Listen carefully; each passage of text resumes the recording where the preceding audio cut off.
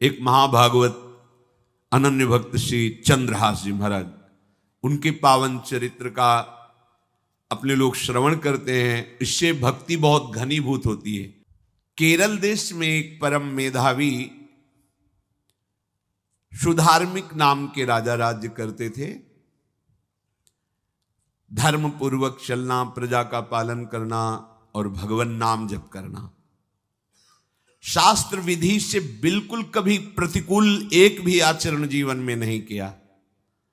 तो उनके यहां महाभागवत चंद्रहास जी का प्रादुर्भाव होता है।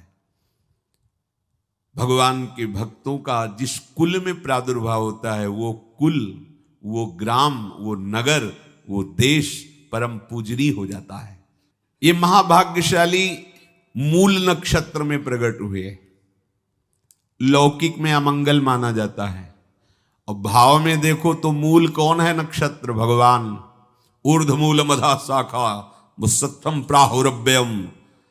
सबके मूल कौन है? श्री भगवान। किस नक्षत्र में पैदा हुए? मूल में, भगवत स्वरूप। और लोक में माना जाता है कि मूलन में पैदा हुआ है लड़का, अमंगल है, कुछ नष्ट ही होगा, संसार बड़ा विचित्र है। जैसे बालक रोता है ऐसे उनकी आवाज में निकला कृष्ण कृष्ण। बड़ा आनंद हुआ सुधार्मिक राजा को कि हमारे कोई महाभागवत पधारा है, क्योंकि ये भजन करके पूर्व जन्म में ऐसी भागवती की स्थिति प्राप्त की कि अबोध अवस्था में ही श्रीमुख से कृष्ण नाम निकल रहा है। आनंद उत्सव मनाया जा रहा है। राजा है, राजकुमार प्रकट हुआ, और दूसरी बात वो स्वयं भक्त हैं और भगवान का ऐसा भक्त जो जन्म लेते ही कृष्ण नाम उच्चारण किया। ये आनंद ज्यादा दिन टिका नहीं। रोज बधाइयां हो रही, आनंद उत्सव मनाए जा रहे। शत्रु पक्ष के राजाओं ने मिलकर कहा यही अवसर है, आक्रमण कर दिया जाए और केरलाधिपति का सब पूरा महल घेर करके कोई एक भी न बचने पावे। शत्रु पक्ष के राजाओं ने घेर लिया। आसपास से राजा और सैनिकों ने घेर लिया। अब वो असावधान थे, आनंद में पुत्र हुआ है, बधाइयां, कोई संभावना ही नहीं थी। गुप्त रूप से शत्रु पक्ष के राजाओं ने आक्रमण करके घेर लिया। अब राजाओं की कई सेनाएं और इनकी असावधानी पूर्वक आनंदमयी वृत्ति में कोई पहले से पता हो तो तैयारी करते, तत्काल आक्रमण को रोकने का प्रयास किया पर असफल रहे। इनके सैनिक भी मारे गए, राजा भी मारे गए, राजमहल को घेर लिया गया,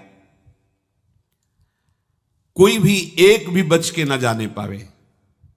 तो राजमाता जिनसे चंद्रहास जी का प्रादुर्भाव हुआ था, उन्होंने धाय मां को कहा कि मेरे पुत्र को बचाने में तुम समर्थ हो, मेरे तो प्राण नहीं बचेंगे, अगर ये लोग नहीं मारते तो मैं अपने पति के शव के साथ सती हो जाऊंगी। पहले ऐसी धार्मिक निष्ठा माताओं बहनों में होती थी कि धाय मां ने विचार किया कैसे बचा सकती हूं, आसपास तो सब सैनिक घेरे हुए हैं। तत्काल उसने विचार किया कि अगर हम इनको राजकुमार की तरह ले जाती है तो हमें भी मारा जाएगा और इनको भी मारा जाएगा। देखो कितनी विपत्ति जन्म लेते हैं। कोई प्रश्न कर सकता है कि महाभागवत जिनके घर में प्रकट हो तो वहां धन वैभव सुख संपत्ति बढ़नी चाहिए, यहां तो जन्म से ही जैसे वहां माता पधार गई, ये क्या है? तो श्री भगवान स्वयं कह रहे हैं यस्य तुष्टो रहम पार्थ वित्तम तस्य हराम्यहम करोमि बंधु विच्छेदम सच कष्टेन जीवति। हे अर्जुन, मैं जिस पर बहुत प्रसन्न होता हूं, आप अपने ऊपर भगवान को बहुत प्रसन्न करना चाहते हैं, बहुत प्रसन्न करने में ये है, देख लो। कह रहे जिस पर मैं बहुत प्रसन्न होता हूं सबसे पहले उसका ऐश्वर्य नष्ट करता हूं। फिर क्या करता हूं? फिर बंधु बांधवों का, फिर क्या करता हूं? असाध्य रोग उसके शरीर में। बोले महाराज ये तुम प्रसन्न हुए हो कि पूरे के पूरे नाराज हो गए हो? बोले यही मेरी प्रसन्नता है। क्या? माया का नाश। अब एकमात्र भरोसा केवल भगवान का, दूसरा कोई नहीं। ये सबको पसंद नहीं आएगा। सब तो उस भगवान की भक्ति चाहते हैं कि अगरबत्ती धूप बत्ती तन मन धन सब तेरा, स्वामी क्या लागे मेरा। पर अंदर से कह रहे सब तन मन धन सब मेरा, क्या लागे तेरा। ऐसे तो चलेगी भक्ति। लेकिन कई बार सत्संग में पीछे धाम में कहा था कि भगवान को रिझाकर लोक मांगोगे तो चैन से रह लोगे, और अगर उनसे प्यार करने की बात मन में ठानी कि बस मुझे केवल आपकी आंखों में आंखों को मिला करके जीवन व्यतीत करना है, मुझे और कुछ नहीं चाहिए, तो फिर लाडले आपको दुशरिहा का कोई आश्रय रहने नहीं देंगे। ध्यान रखना, जितने दुशरिहा होंगे तो ये बर्दाश्त हो तो कदम आगे बढ़ावे। बहुत प्रसन्न हो जाओ ठाकुर हम पे तो कह रहे यस्य तुष्टो हरम पार्थ वित्तम तस्य हराम में हम करोमि बंधु विच्छेदम सच कष्टेन जीवती। जितनी श्वासें रहेंगी भयंकर कष्ट मैं उसको व्यतीत करने के लिए दूंगा। ये दंड नहीं है, ये पुरस्कार है। अनंत जन्मों का हिसाब बराबर करके कहीं इसकी वृत्ति मेरे से हट न जाए, ऐसे घेरे में डाल के अखंड चिंतन करवा के सजयति जयति जग उच्चरे। जाको करत श्याम सहाई प्रथम वर्णो कृपा क्रम हो विषय मूल गवाई। कुल कुटुंब बल वित्त हीनो दीन के दुखदाई। आपने को करजु लीनो आप ही अपनाई।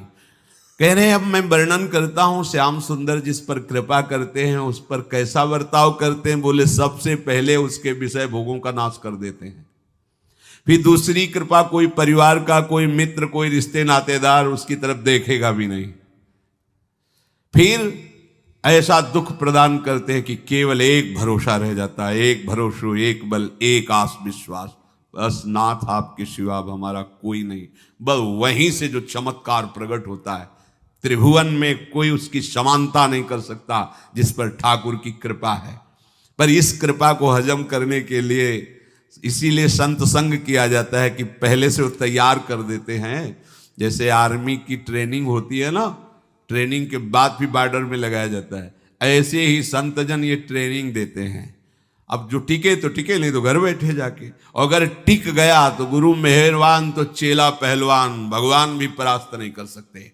उसमें ऐसी सामर्थ्य आ जाती है कि हर प्रभु के द्वारा दिए गए विधान को हंस करके स्वीकार कर लेता है, और ऐसा नहीं कि उसको कष्ट होता है।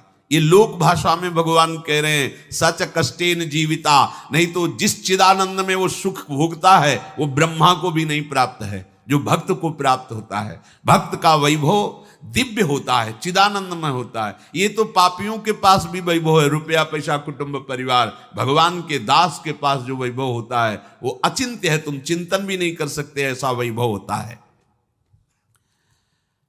धाय माने सेविका का रूप तत्काल लिया, जिससे पोछा झाड़ू लगाने वाले, और कुछ दोने पत्तल डाले, उनके नीचे चंद्रहास जी को डाला, ऊपर से करके इसे माथे पे रख के निकली।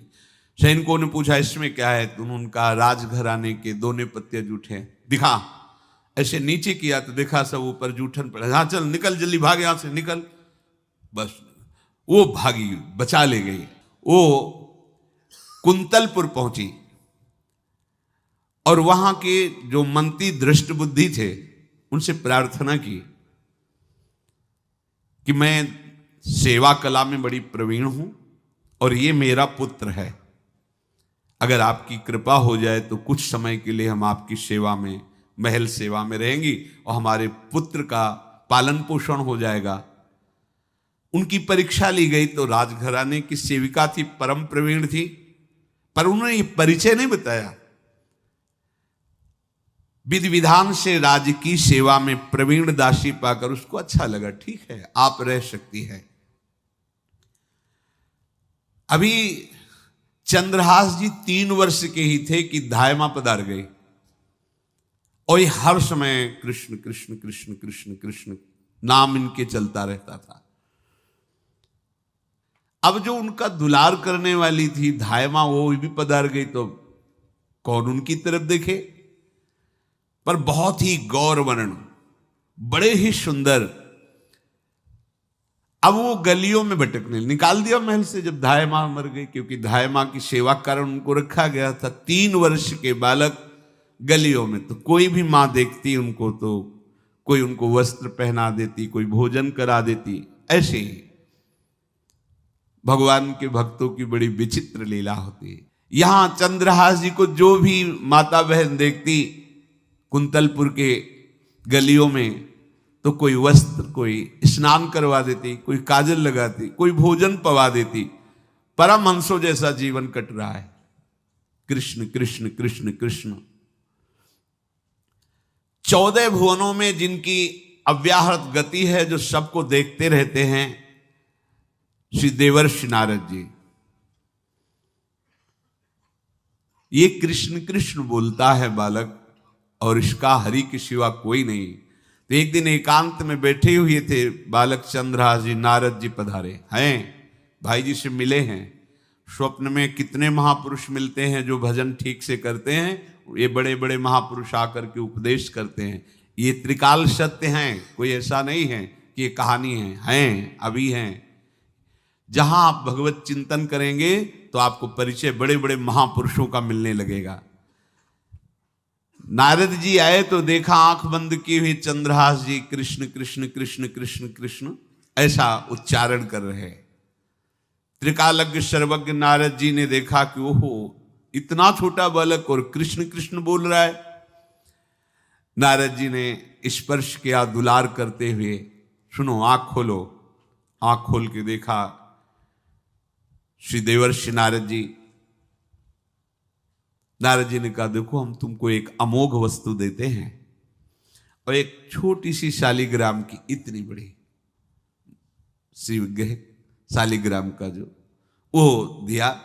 बोले धो के पी लेना और दिखा के पा लेना, यही तुम्हारी सेवा पद्धति है। अर्थात स्नान करा दिया और जो तुम्हें मिले इनको अर्पित।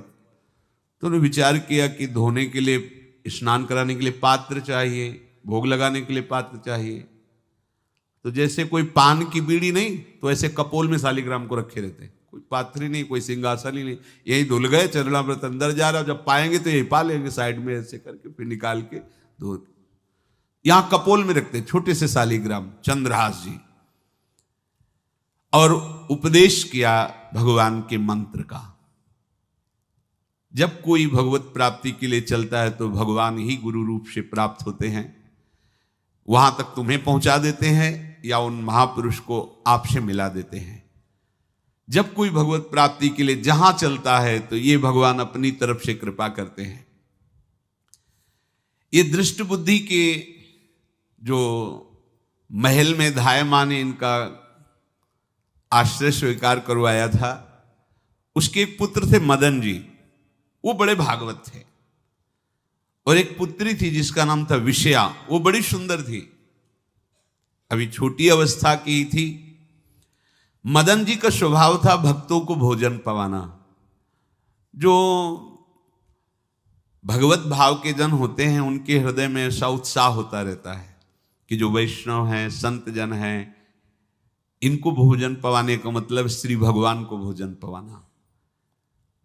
भक्तमाल में भी वर्णन है कि जैसे गर्भवती मां को आप कुछ भी पवाओ तो बालक की पुष्टता अपने आप होती है, ऐसे संतों के हृदय में भगवान विराजमान प्रगट रूप से हैं। जब हम संतों को भगवत भाव से भोग पवाते हैं तो साक्षात भगवान ही पाते हैं। वो मदन थे भगवत भाव के, तो उन्होंने बुलाया बड़े बड़े भक्तों को और ब्राह्मणों को। जब ब्राह्मण और भक्त पा रहे थे तो खेलते खेलते चंद्रहास जी भी वहीं चले गए और उन्होंने भी वहां प्रसाद पाया। अब बड़े बड़े ब्राह्मणों में एक ज्योतिषाचार्य थे। दृष्ट बुद्धि जी ने हाथ जोड़कर प्रणाम किया और अपने परिवार को प्रणाम करवाया और कहा, यह हमारी पुत्री है। दृष्ट बुद्धि जी ने कहा, आप इसका हाथ देकर बताइए, इसको वर कैसा मिलेगा, कैसा ऐश्वर्य होगा। दृष्ट बुद्धि मतलब दुष्ट बुद्धि, ऐसा ही था वो। पर बड़ा विचित्र खेल है, इसकी बुद्धि एकदम विपरीत और पुत्र महाभागवत। भगवान का खेल है। वो भक्ति विरुद्ध और पुत्र भागवत। उन्होंने कहा वर, ऐसे दृष्टि डाली चंद्रहास जी वहीं पार, वो है इसका वर। वो इसे धाय का, एक दासी का लड़का हमारी पुत्री का वर बने। बोले शायद आपने ध्यानपूर्वक रेखा नहीं देखी, वो हम देख लिए हैं, यही है तुम्हारी पुत्री का वर। दृष्ट बुद्धि ने विचार किया कि एक भिखमंगा हमारी राजकुमारी पुत्री का दूल्हा बनेगा। पंडित जी को तो दक्षिणा दी, विदा किया और सैनिकों से कहा घर से निकलने न पावे बालक, क्योंकि ज्योतिष पक्की, ज्योतिष शास्त्र सत्य है, पर उसका सम्यक ज्ञान होना चाहिए। भला मुझ सम्राट के मंत्री की पुत्री, वो महामंत्री हैं दृष्ट बुद्धि, और ये एक भिखमंगा कैसे हो सकता है? बड़ा हृदय में जलन हुआ, ये तो बड़ी अपकीर्ति और दुर्भाग्य का विषय होगा, इसी को मरवा डालते हैं, काम खत्म हो जाएगा। निश्चय किया और जल्लादों को बुलाया और कहा बालक जो पंगत में भोग पा रहा है, इसको ले जाओ और जंगल में मार के, और इसका कोई अंग हमें काट के दिखाओ कि हाँ मार, मतलब पक्का मार देना है। क्योंकि वो इतने सुंदर थे, इतने सुशील थे, इतने प्यारे लगते थे कि कोई भी मारने के लिए तैयार। इसीलिए उसने शर्त रखी, इनका अंग काट करके हमको प्रमाण में दिखाया जाए कि मार दिए गए हैं। चांडालों ने हाथ पकड़ा, चंद्रहास जी को ले गए। चंद्रहास जी का स्पर्श करते हुए उनको ऐसा दुलार होने लगा हृदय में, जैसे मां को अपने बच्चे से दुलार होता है। स्पर्श करते, दरस परस अघनाश, भक्त का स्पर्श ही पापों का नाश कर देता है। वो दो जल्लाद आपस में कहने लगे भाई जीवन हो गया लोगों को मारते हुए, कभी कोई पुण्य का काम नहीं किया। ये देखो भक्त संग का प्रभाव। इस सुकुमार विशाल नेत्र, कैसा सुंदर बालक जो हमारे चित्त को चुरा रहा है, इस दुष्ट बुद्धि मंत्री ने आदेश किया मारने का। भला इससे क्या बिगाड़ा इनका, क्यों मारना चाहता है? देखो वैसे तो मां पापी है ही है, क्योंकि जल्लाद घर में जन्मे हैं, पूर्व जन्म के पापों के अनुसार इस जन्म में न जाने कितनों को हमने काटा है। पर पता नहीं क्या हो रहा है, मेरे हृदय में ऐसी हिम्मत नहीं आ रही कि इस बालक को मैं मार सकूं। दूसरे ने कहा फिर अगर उसको तुम नहीं मारोगे तो तुम मारे जाओगे, कुछ तो करना पड़ेगा। नहीं नहीं, इस छोटे से बालक से क्या किसी को नुकसान। एकांत जंगल में ले गए और कहा तुम जानते हो हम तुम्हें किस लिए बुलाए हैं? चंद्रहास जी बालक थे, 5 वर्ष की आयु अब हो गई थी, तो उनका मुझे पता नहीं कि आप क्यों लाए हैं। बोले हम जल्लाद हैं, तुम्हें मारने का हुक्म दृष्ट बुद्धि ने दिया है, मारना तो पड़ेगा ही तुम्हें। हमारी इच्छा नहीं कि मारें, पर हम तुम्हें अंतिम बात पूछते, तुम्हें कुछ भी पसंद हो, कुछ भी, तो तुम कहो हम तुम्हारे लिए ला के देंगे, जो तुम्हें चाहिए बोलो, पर हमें वध करना पड़ेगा तुम्हारा। तो उनका मुझे कुछ और नहीं चाहिए, बस थोड़ा सा समय चाहिए। यदि आप मारना ही चाहते हो तो थोड़ा हमारी पूजा है हम कर ले, इसके बाद मार लीजिए। आपको तो बल है, अस्त्र हैं, मैं तो बालक हूं। उनका हाँ हम तुम्हें समय देते, तुम किसी को पुकार भी सकते हो, जो तुम करना चाहो कर सकते हो। चंद्रहास जी का मुझे मृत्यु का भय नहीं, बस कुछ समय दे दी। पूरा महाभारत हो गया था, टिटिहरी के अंडे नहीं फूटे थे। वहीं एक टिटिहरी का, तो टिटिहरी एक पक्षी होती है, टे टे करके उड़ती है, तो उसके अंडों के ऊपर एक हाथी का घंटा हो गया, गिर गया ऐसे, सब पूरा महाभारत में सब नष्ट भ्रष्ट। वो अंडे वैसे सुरक्षित। तो जो प्रभु भारत युद्ध में राखे भरही अंड, सोई मुंह को राखे जो राखत ब्रह्मांड।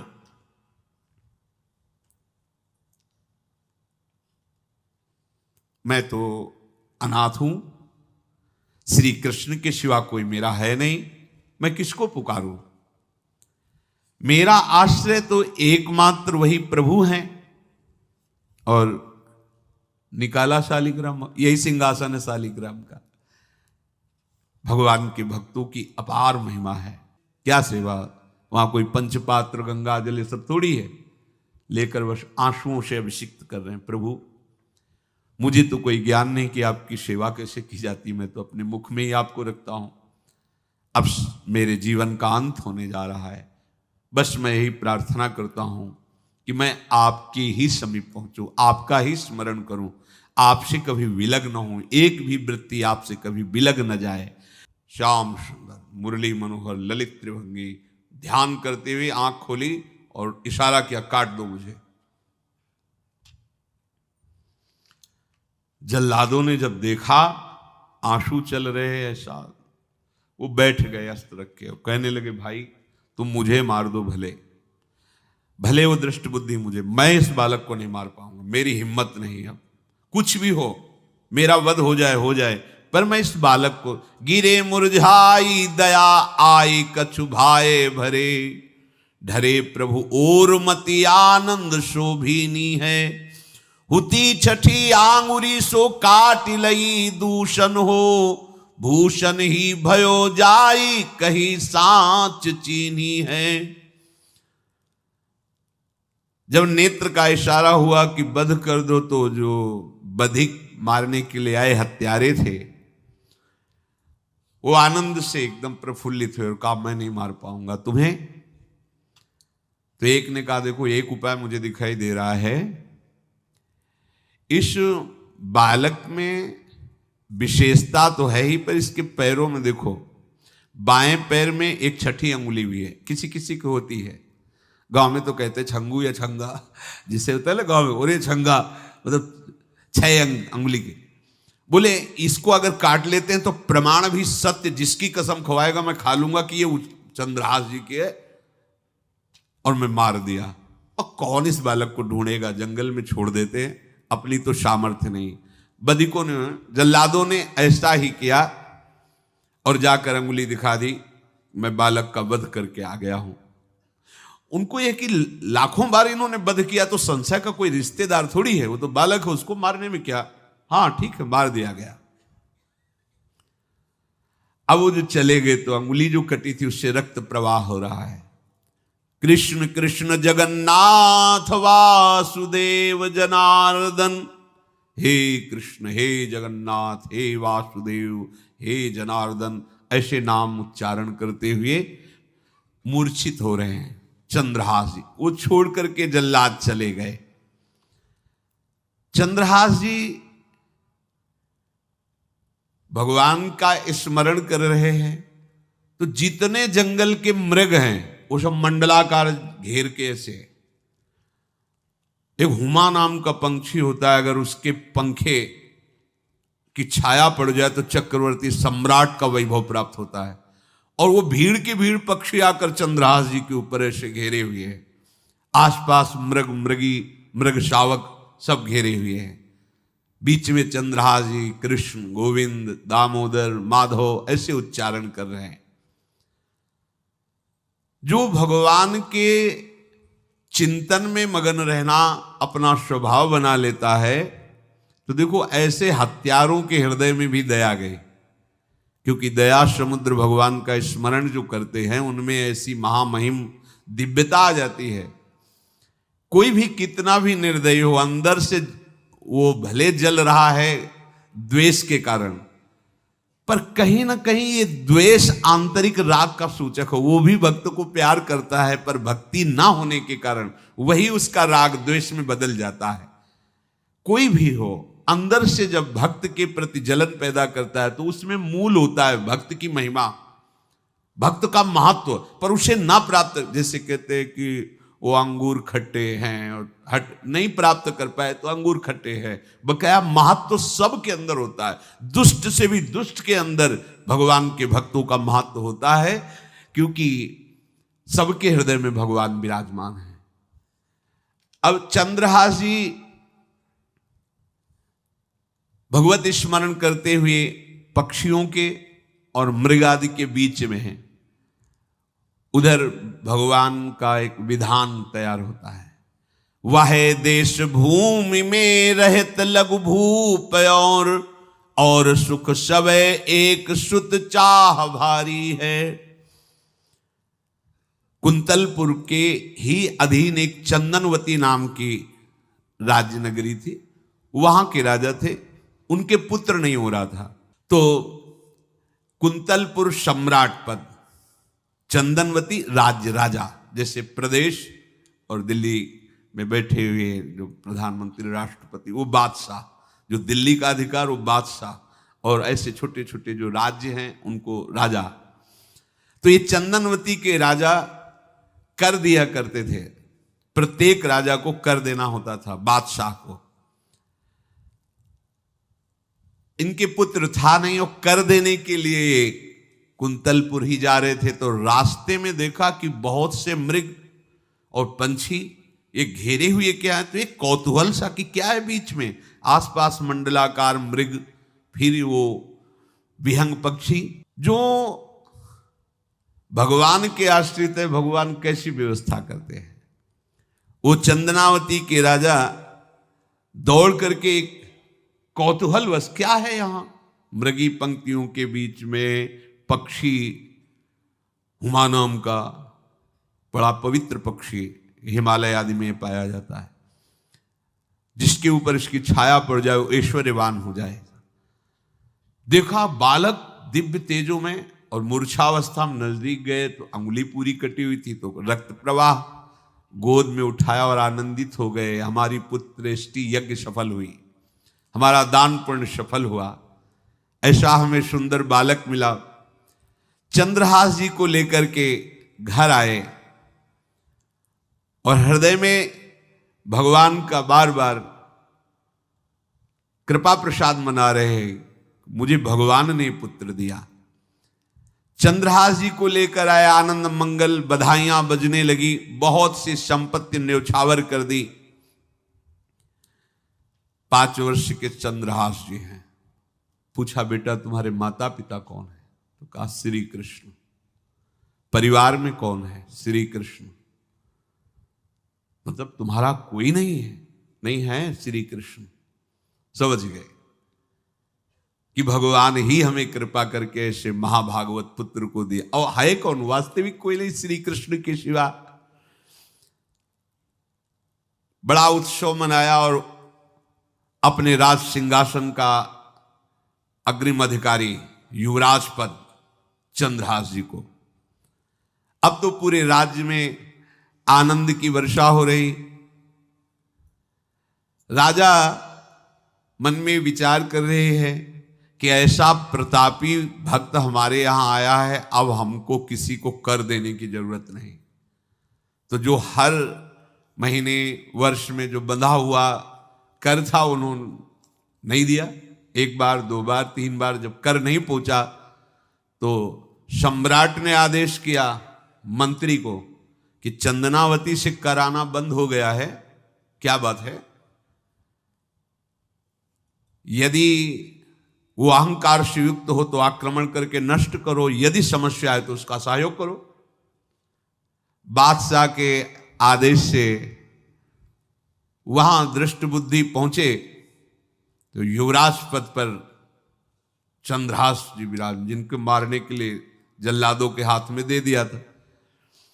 पूरे पूर्वासी ऐसा प्रभाव चंद्रहास जी का है कि सब कृष्ण भजन करते हैं, सब आनंद में मगन रहते हैं। चंद्रहास जी थोड़ा सयाने हो गए थे तो पूर्ववासियों को उपदेश देते, 1 बार हमारे राज्य में भोजन पाया जाएगा 24 घंटे में, और सबके घरों से आरती की शंखनाद घंटानाद सुनाई देना चाहिए।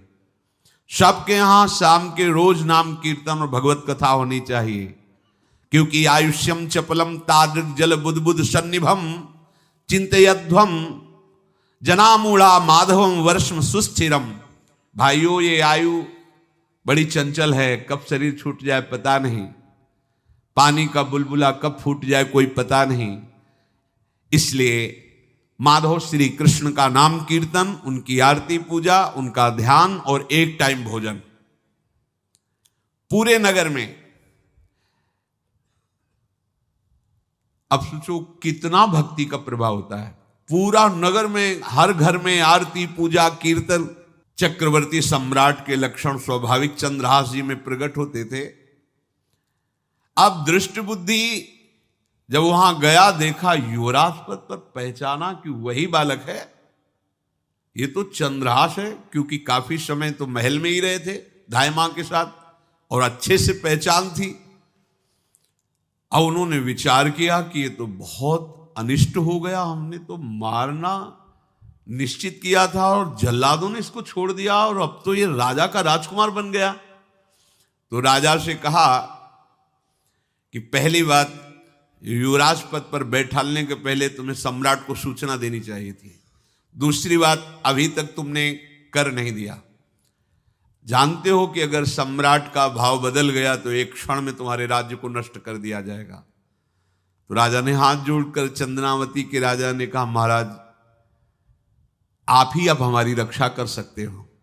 तो उसकी दृष्टि चंद्रहास पर थी, इसको मरवाना है, क्योंकि पंडित ने बताया था यही पति बनेगा। अरे तो अब तो आनंदित होना चाहिए कि अब तो राजा बनेगा, अब तो बढ़िया है। लेकिन चंद्रहास जी को यदि आप सम्राट के पास भेज देते हैं और सम्राट निश्चित प्रसन्न हो जाएंगे चंद्रहास को देख के, तो वो तुम्हारे इस अपराध को क्षमा कर देंगे। युवराज पद दे दिया और भेंट नहीं दी, कर नहीं दिया महीनों से, तो ऐसा करो चंद्रहास जी को भेज दो। राजा ने स्वीकार कर लिया। और पहले लोग बिल्कुल धर्म से चलते थे, कहीं भी अधर्म का लेश नहीं। एक चिट्ठी लिखी दृष्ट बुद्धि ने और चंद्रहास जी से कहा खोल के पढ़ना नहीं, मेरे पुत्र मदन को देना जाके, और मदन तुम्हें फिर आगे का कार्य सम्राट से मिलाना, माफी करवा देना, ये सब करवा देगा, पर ये चिट्ठी तुम रास्ते में खोल के नहीं देखना। और वैसे भी किसी का पत्र खोल के देखने का धर्म नहीं कहता। अगर कोई पत्र दे तो ये नहीं कि इसमें क्या लिखा है, नहीं, या तो हिम्मत नहीं है, इतनी धैर्य नहीं है तो मत लो। अगर धैर्य है तो हाथ में लेकर जहां तक पहुंचाना वहां तक पहुंचा दो, नहीं तो वो कार्य ही मत लो। ये अधर्म है कि आप बीच में उसको खोलकर पढ़े। पहले लोग बहुत धर्मात्मा होते थे, एक एक बात धर्मयुक्त होती थी। चंद्रहास जी को चिट्ठी दी, चंद्रहास जी ने पत्र को अपनी पाग में खोस लिया और कुंतलपुर के लिए चले। अब इनका किशोर अवस्था में प्रवेश हो चुका था। एक सुंदर कुंतलपुर के बाहरी रमणीय बगीचा था, वृक्ष बहुत सुंदर सुंदर, पुष्प वाटिका भी, बड़ा मनोरम लगा। घोड़ा बांध दिया वृक्ष में और पहले सरोवर का बड़ा निर्मल जल होता, जल पिया, हाथ मुंह धोया, थोड़ी देर भगवान का ध्यान करते रहे वृक्ष के नीचे और फिर लेट गए तो नींद आ गई। भगवान बड़े कृपालु हैं। जो भगवद आश्रित होता है त्रिभुवन में कोई उसका अमंगल नहीं कर सकता। अपनी सहेलियों के साथ दृष्ट बुद्धि की वही राजकुमारी जिसके साथ इनका ज्योतिषाचार्य ने कहा था यही पति होगा, वो अपनी बहुत सी समान वयस्क अवस्था की जो किशोरियां थी उनके साथ वो, और ये राजवाटिका थी, इसमें घूमने के लिए आई। तो घोड़ा देखा तो उसने कहा यहां किसी का घोड़ा कैसे आ सकता है, हमें लगता है कोई यात्री इसमें प्रवेश कर गया, उसको पता नहीं होगा कि राजवाटिका है। वो अपने सहेलियों के साथ घूमते हुए उसी वृक्ष के नीचे पहुंची। जा चंद्रहास नौ किशोर अवस्था, और जो भगवान का भजन करते हैं उनमें एक विशेष आकर्षण होता है जो साधारण आदमियों में नहीं होता। वो कैसा भी रूप हो उससे मतलब आकर्षण होता है, ऐसा लगता है इनके समीप बैठे रहे, इनको देखते रहे, इनकी बातें सुनते रहे, उनमें भगवत आकर्षण होता है। आंख मुंदी हुई शोर है, देखते ही पूर्व विधान के अनुसार उसका चित्त लुट गया। इतना सुंदर नौ किशोर अवस्था, आसपास देखा तो सखियां खेलने में लगी थी। पाग में एक चिट्ठी सी दिखाई दी तो झुक करके चुपचाप ऐसे नौ किशोर अवस्था में चंचलता भी होती है, चिट्ठी खोल करके देखा तो वैसे ही रूप माधुरी में आसक्त हो गई थी। पूर्व संस्कार से आकर्षण भी हुआ। इसने संस्कृत में लिखा था विस्मस्मयी प्रदातव्यम त्वया मदन शत्रुवे कार्या कार्यम न दृष्टव्यम कर्तव्यम खलु में प्रियम। मदन पुत्र, उनके नाम था मदन। अय मदन, बिना कुछ विचार किए इसको विष दे देना जाते ही। क्या उचित है क्या अनुचित ये तुम्हें नहीं सोचना, मेरा प्रिय करना, मेरे आदेश का पालन, जाते ही से विष दे देना। पत्र, उसने देखा वो पिताजी की बुद्धि खराब हो गई, ऐसे सुंदर नव किशोर को विष देने की बात लिख दी। अब उसे बड़ा दुख हुआ कि पहली ही दृष्टि में, अभी तो इन्होंने आंख खोल के हमें देखा ही नहीं, और इनको इस सोई हुई मुद्रा में देख करके मेरे प्राण समर्पित हो गए, मेरा चित्त समर्पित हो गया। चलो, जब मेरी सखियों के नाम पुकारे जाते, हेमलता शशिकला आदि, तो मुझे चुभता था कि मेरा नाम पिताजी ने विषया क्यों रखा है। आज सार्थक हो गया, मेरा नाम सार्थक हो गया। काजल लगाई हुई थी, एक सीख से ऐसे काजल लिया, और एक संस्कृत में आ बनता है ऐसा, ऐसे, बस ऐसे कर दो तो विषया हो गया। अब उसका अर्थ बदल गया। हे मदन, उचित अनुचित का विचार छोड़कर जाते ही इसे विषया प्रदान कर दो, ये मेरा प्रिय कार्य होगा। विषय पुत्री भगवान है, जैसी हो भवतव्यता तैसी बने सहाय, आप ना आवे आप परताई तहां ले जाए। तो ओ पत्र वही खोस दिया, और ये सुख हुआ कि तो जाएंगे भाई के पास ही ना, तो घर में ही तो जाएंगे, वहां इनकी इस प्रसन्न मुद्रा में बातचीत करते हुए मैं इनको देखूंगी। ये भगवान का विधान होता है। चंद्रहास जी उठे और पूछते हुए मंत्री के घर पहुंचे, और मदन ने जो ही कि चंदनावती से पिताजी ने इनको भेजा है, ये वहां के राजकुमार हैं, हृदय से लगाया। चंद्रहास जी ने कहा आपके पिता ने पत्र दिया है। उन्होंने पत्र पढ़ा, विषमस्मयी तो विषयास्मयी, विषय तुरंत बिना विचार किए ब्याह कर दो, दे दो, क्योंकि लिखा है प्रदातव्यम त्वया मदन, अभी इसी क्षण जहां ये पत्र मिले, उनका जो आ गया, सुबह शीघ्र शुभम शीघ्र, बुलाओ पंडित को। पंडित ने कहा भगवान की कृपा से अगला मुहूर्त है, बिल्कुल ये ब्याह का पक्का मुहूर्त है। अब तो राजघराने तत्काल व्यवस्था हुई। अब वो तो पहले ही मोहित हो चुकी थी देख के विषया जी। तत्काल दुल्हन रूप उनको सजाया गया, इनको दूल्हा रूप सजाया गया, पंडित शुरू कर दिए, गणानंतो आगणपति को ब्याह हो गया। अब जब ब्याह यहां खूब धूमधाम से हो गया, तो दृष्ट बुद्धि ने सोचा कि काम हो गया होगा, विष दे दिया हो गया, मर अब हम जाके संभाल लेंगे, क्योंकि राजकुमार है, कैसे विष दिया कौन दिया, तो इस बात को हम संभाल लेंगे। जब वहां घर है तो पूरे नगर में सजावट हुई थी। बोले भैया सजावट का है कि? बोले महाराज आपके ही आदेश से तो है, आपने दूल्हा भेजा था। और दूल्हा भेजा, ब्याह किसने कब कहा ऐसा? बोले वो तो मदन के पास चिट्ठी रखी है। अब घर गए, मदन को बोला, बोले तुम्हारी बुद्धि मारी गई क्या? हमने पत्र में लिखा था। दिखा दिया, लिखा था हमने, विष इसमें विषया कैसे लिख गया? काजल से ऐसे, और पहले स्याही काजल की ही होती थी, तो ऐसे भगवान सब कुछ बना देते हैं। उनका पिताश्री एक भी अक्षर आपकी आज्ञा का उल्लंघन, आपने लिखा था बिना विचार किए उचित अनुचित का हमारी आज्ञा का पालन किया जाए। विषया प्रदातव्यम मदन, मेरा नाम लेके आपने संबोधन करके ये देखो ये लिखा हुआ है, इसमें हमारी त्रुटि क्या है?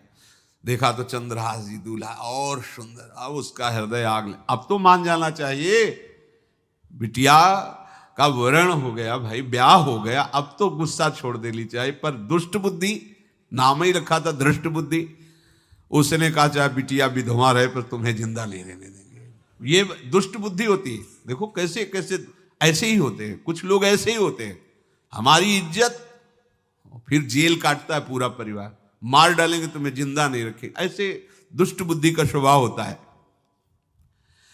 अब भाव जब बिगड़ जाता है तो फिर पकड़ में नहीं आती बात, यही समझ जाना चाहिए था। चरणों में प्रणाम करके कि अब तो तुम हमारे बेटे के समान हो, ये भी राज्य तुम्हारा, वो भी, आनंद लो।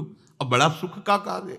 लेकिन जब नकारात्मक सोच आ जाती है तो बुद्धि कंट्रोल में नहीं रहती, वो फिर उद्दंडता करने, उसका निश्चय गलत होता है। नजदीक गया और कहा कि बहुत कृपा हुई, आप हमारे दामाद बने, पर हमारे यहाँ की एक रीति है, हमारे नगर के बाहर जो देवी हैं उसमें लड़की का वर अकेले पूजा करने जाता है।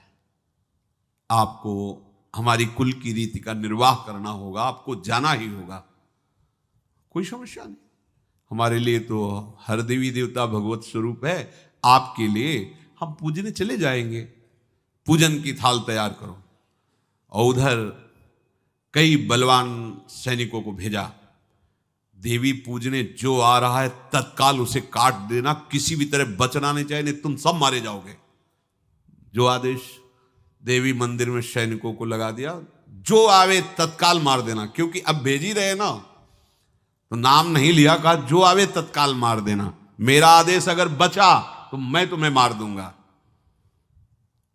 उन राज सैनिकों ने जो बधिक स्वभाव के थे पहले से वहां लग गए। बड़ा विचित्र भगवान का खेल है। वहां के चक्रवर्ती सम्राट जो थे बड़े बड़े विद्वान और ऋषियों से बातचीत कर रहे थे। उनका महाराज अब आपका राज सिंहासन पर बैठना राज्य के लिए अमंगल होगा, ऐसा समय आ रहा है। इस समय यदि चंद्रहास जी को सम्राट पद पर बैठा दिया जाएगा तो आगे अकाल नहीं पड़ेगा और बड़ा मंगल होता चला जाएगा। ये मुहूर्त आपका राज सिंहासन पर से हटने का है, तो उनका प्रजा का मंगल हो और देश का मंगल हो, इसलिए हम बिल्कुल। मदन वहीं बैठे हुए थे। सचिव ने कहा तुरंत जाओ और जो तुम्हारे बहनोई बने हुए हैं चंद्रहास जी को लाओ। तो भागे। तो जो और सैनिक, राज सैनिक थे, पूछा किधर जा रहे हो? बोले वो अपने बहनोई चंद्रहास जी। बोले वो तो देवी पूजा के लिए गए। तो घर में जाके वो सीधे आगे बढ़े, तो जा ही रहते थाल सजाकर देवी। बोले सुनो, इसी समय मुहूर्त है, आपको देवी पूजा हम कर लेंगे जाके, या हम थाल लेके वहां बैठे रहेंगे, पहले सम्राट पद का वो अभिषेक करो, फिर देवी पूजा हो जाएगी। ये तो घर की बात है, और देवी पूजा मैं करके आ रहा हूं, वो देवी पूजा के लिए और वो सम्राट पद के लिए, बीच से ही। दौरे सुख पाई जाई मगही में लियो जाए, दियो सो पठाई नृप रंग माही भीजिए।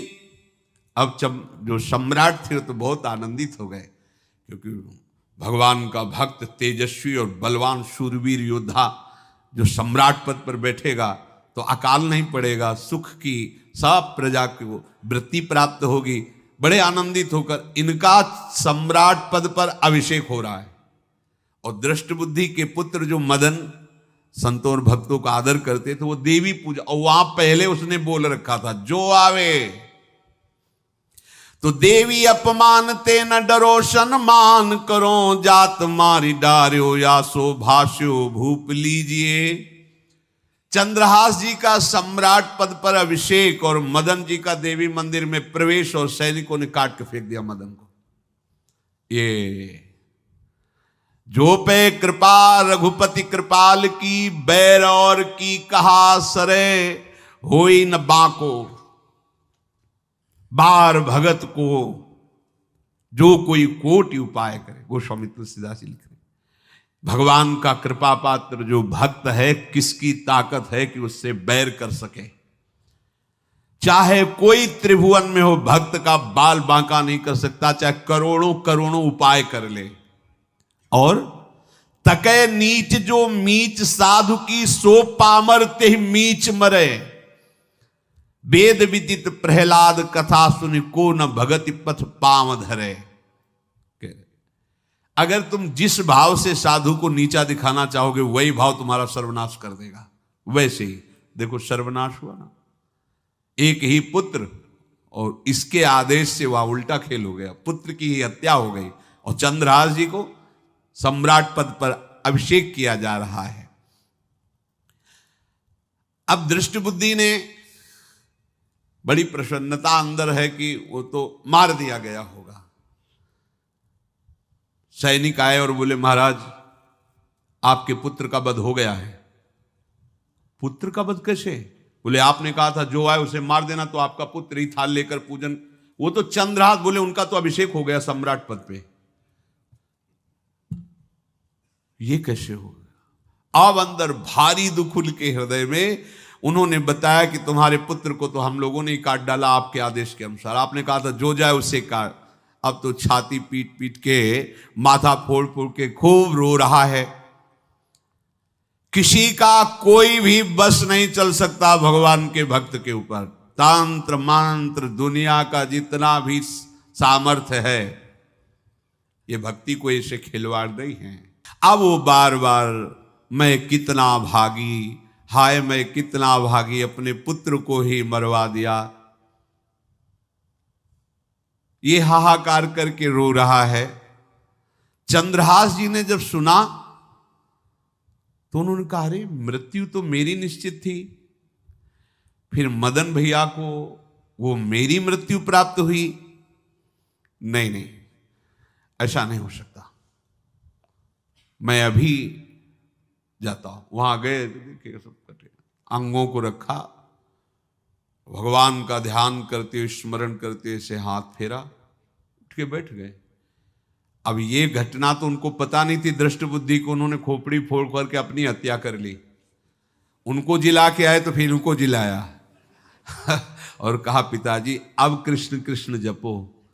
अब उनकी बुद्धि शुद्ध हुई और भगवान का आश्रय लेकर के वो अपने जीवन को भगवत भक्ति में बनाए। तो जो भगवान का भक्त है उससे द्रोह करने वाले को भी परम मंगल ही देते हैं भक्त। पर भक्ति में अनन्यता की आवश्यकता है।